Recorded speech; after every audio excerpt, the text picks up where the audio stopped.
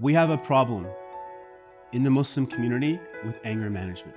This is important because if we don't pay attention to the anger management issues, they get manifested in different behavioral health and medical health and mental health issues.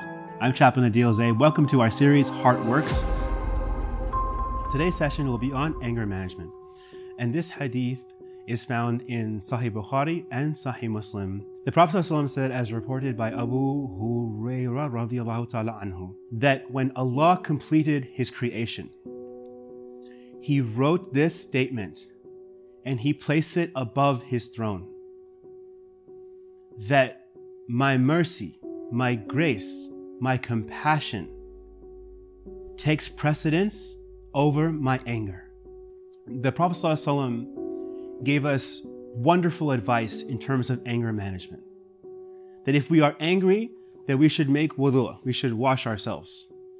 That we should change our positions from standing, from sitting, from laying down. The Prophet ﷺ also told us that if we say A'udhu billahi min shaitanir rajim, that this helps us with our anger, that we are seeking refuge with Allah from the evil of shaitan or the whispers of shaitan. The Prophet ﷺ also tells us in Sahih Bukhari, the strong man is not the one who can wrestle. The strong man is the one who can control his anger.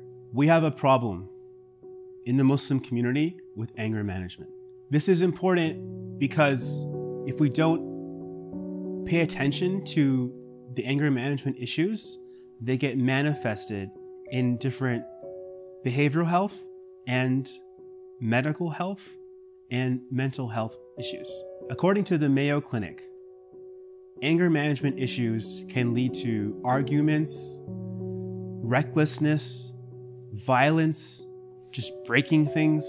And so the recommendation, number one, is to identify what are the triggers. What causes me to get angry and to be mindful of them.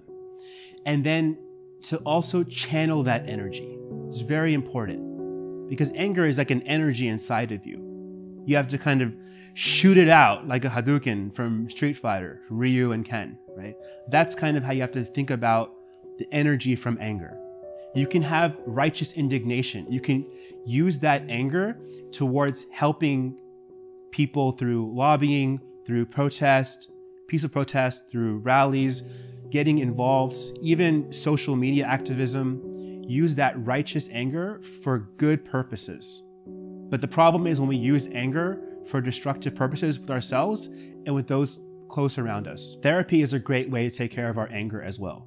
Whether it's one-on-one, whether it's group therapy, these are also ways to improve our holistic wellness. Be mindful about this previous year where we've kind of been cooped up in our homes for long durations of time. Are we taking care of ourselves? Are we channeling that energy and that anger in positive ways of getting those 10,000 steps, getting that 15 minutes of sunlight, vitamin D? Are we working out? Are we doing any kinds of in-home exercises, meditating, yoga? Anything that we can do to take that energy into a positive space. So we mentioned different ways in which problems with negative releases of anger. And we've seen in our own lives, when we get angry, we sometimes use foul language, we break things, we may unfortunately hurt ourselves or hurt others. This is a serious problem. There are 3 tips that I want to share with you as we close out the session for today. One is to reimagine the situation of why you're getting angry. Perhaps there is some kind of inner blessing or good thing that's happening to you when you're under this amount of pressure. So the example of a pressure cooker. A pressure cooker can make wonderful food for the family. It heats things up. It's under pressure, right? But if it doesn't have some releases, it can blow up the entire kitchen. It's a huge, huge problem. And you may have in your own life different types of pressure, whether it's work deadlines, whether it's your thesis, whether it's papers, there's final exams, and all these things are piling up on you. So if we don't have the control to release all the time, perhaps thinking about what is causing all of these anxieties, reframing them in a positive way, or cutting down on some of your loads. One of the elements that causes high pressure are expectations. And some of the scholars of inner peace, they mention to have no expectations. And I'll even add a component of, instead of expectations, have appreciations.